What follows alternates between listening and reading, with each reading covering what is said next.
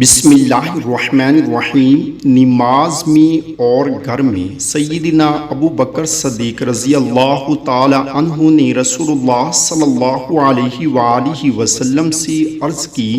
کہ اے اللہ کے رسول صلی اللہ علیہ وآلہ وسلم، آپ مجھے ایک ایسی دعا سکھائیے جس کو میں اپنی نماز میں بھی مانگا کروں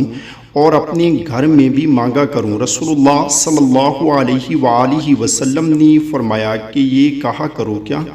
اللہم انی ظلمت نفسی ظلما کثیرا ولا یغفر الذنوب الا انت فاغفر لی مغفرۃ من عندک وارحمنی انک انت الغفور الرحیم۔ یا اللہ، میں نے اپنی جان پر بہت ظلم کیا اور گناہوں کو تیرے سوا کوئی معاف کرنے والا نہیں،